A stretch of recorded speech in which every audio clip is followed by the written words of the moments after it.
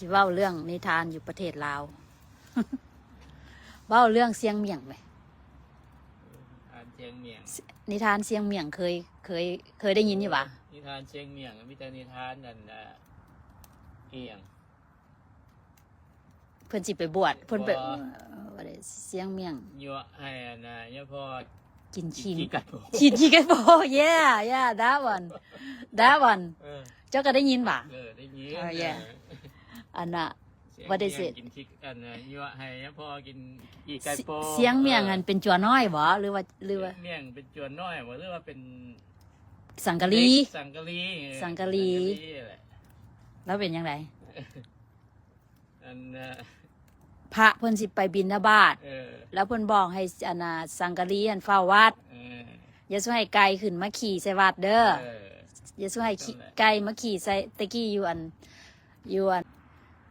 มันไก่หลายว่าเราไปละอันน่ะ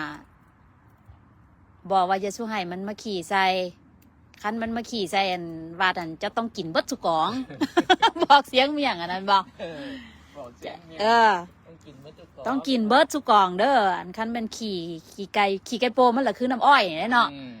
วันนี้เสียงเมี่ยงละ ได้อันนั้นละเอาน้ำอ้อยไปยอใส่สลอกกอกเนาะสิต้มน้ำอ้อยแล้วไปย้ายใส่น้ำกุฏิอันเป็นกองไว้บ่ล่ะวันนี้พระเพิ่นกลับมาวันนี้พระเพิ่นกลับมาละเห็นเป็นยอดเป็นกองอยู่โอ้อันเสียงเมี่ยงมานี่ดูว่าซั่นเด้ ว่าจังใดโอ้ยเพิ่นว่าเพิ่นหลงเพิ่นลืมเพิ่นไปนอนลืมเพิ่นว่าอีกได้เสียงเมี่ยงกันเลย ไปนอนรับแล้วบ่ฮู้ว่าไก่ขึ้นมาขี่วังใดแม่นบ่ไก่ขี่แล้ววันนี้ไปกินให้มันเบิดสุกองเด้อเพิ่นว่า ไอ้เสียงเมี่ยงก็หวยทำอีทกับทำท่าแล้วว่าโอ้ยข้าน้อยกินบ่ได้แล้วขี่ไก่มันไผสิไปกินบ่เคยกินน่ะบ่กินบ่ได้เพิ่นว่าได้พระก็ได้จักฮู้เนาะว่ามันไผแต่งเรื่องนี้มามันแท้แม่นแท้ว่ะนิทานปลำปลาก็ความฉลาดของเสียงเมี่ยงโอ้บัดนี้ก็อันสิเข้าใจบ่เนาะพี่น้องเอ้ย คือบ่มีคนลาวมาเบิ่งล่ะเสียงเมี่ยงก็อันโอ้ยกินก็กินเพิ่นว่าเอาข้าวมาพร้อมนี่ติเอาข้าวมาต้อยขี้ไก่โพโอ้คันกินละล่ะนี่มันสิบ่นั่นน่ะเพิ่นว่าเอาข้าวมาต้อยอีกได้ต้อยกินขี้ไก่โพหั่นน่ะมันผัดบ่แม่นขี้ไก่โพตอนละมันเป็นน้ำอ้อยก็ต้อยกินโอ้แซ่บเพิ่นว่าทำอิฐทำทาว่าอันโอ้ยเหม็นจังซั่นซี่นว่าพระก็บ่ฮู้แล้วเนาะโอ้แซ่บได้วันนี้ว่าโอ้บ่เคยกินขี้ไก่โพแซ่บวันนี้เพิ่นว่าอีกได้ซิเมียงกันเลยกินเป็นน้ำอ้อยกินแล้วก็เอ้าเพิ่นกินเป็นตาแซ่บหลายเนาะพระเพิ่นก็เลิศอันร้องบัดนี้พระก็ร้องซีมมึงยังกล่องนึงบัดนี้ก็ยังกล่องนึงก็ต้อยมาซีม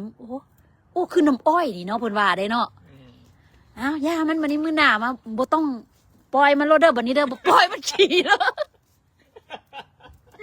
พระละว่าจังซี่หั่นนะพระละว่าอันน่ะเสียงเมี่ยงเพราะว่าอันเนี่ยพ่อสิไปบิณฑบาตมื้ออื่นเช้านี่บ่ต้องไล่มันเด้อไก่น่ะให้มันมาขี่โลดขี่หลายๆก็ย่ามันเพิ่นว่าเด้คันสิเว้าละพระสิว่าบ่ว่าพระโง่ซุไอ้เสียงเมี่ยงก็โอเคป้าอันให้ขี่ปล่อยให้ขี่ไก่มาขี่แท้ได้บาดนี่แล้วเพิ่นบอกพระเพิ่นก็บอกอยู่ได้ว่าห้ามกินเด้อเพิ่นว่า ห้ามเสียงเมี่ยงกินไหนห้ามกินเด้อขี่ไก่บัดนี้น่ะจงไว้เนี่ยพอ นี่มื้อหน้ามาก็อันน่ะไก่มาขี่แท้ๆได้บัดนี้เสียงเมี่ยงกับปลาไว้เพิ่นก็คันไผมากินก็บ่ได้แล้วเพิ่นต้องจงไว้เนี่ยพอเด้เพิ่นว่าเนี่ยพอก็เอาข้าวไปต้อยกินนะ มันบ่คือเมื่อวานนี่ได้บาทนี่มันเป็นขี้ไก่โพแท้ๆก็หากแตกนอกตีบาทนี่เสียงเมี่ยงกับหัวไปลี่หัวกวนอยู่ โอ้ยบัดนี้พ พระยาพอก็เอิ้นมาเชียงเมียงมันคือบ่คือเมื่อวานนี่ขี้ไก่น่ะบ่ฮู้เด้ออันนี้บ่ขี้ไก่คือสิเป็นคนละไก่เด้ตัวไก่เมื่อวานนี่มาขี่มันเป็นตัวแบบนี้เพิ่นว่าน่ะเป็นตัวคนน่ะเอามาใหญ่ไว้ มันคนละแนวเด้ไก่บ่เป็นไก่แนวเดียวกันเพิ่นว่า โอ้ยอันนี้ก็มีแท้ว่ะข้าเจ้าเราแห่งเป็นตะหัวคนนี้ใดฮะนี่อันนี้ตัดตอนมาซื่อๆได้นี่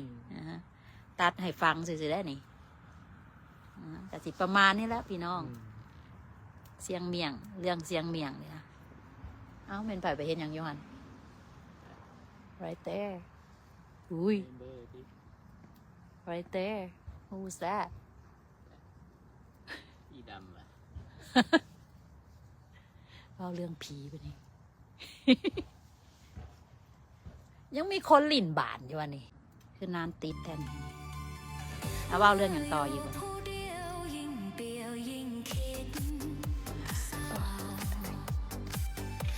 Alright you guys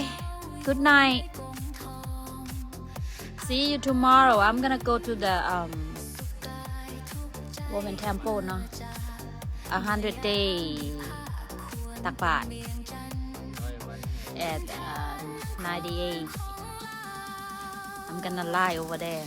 สิไปไล่ให้เบิ่งตอนตักบาตรโอเคเป็นสิ่งอินมั่งไป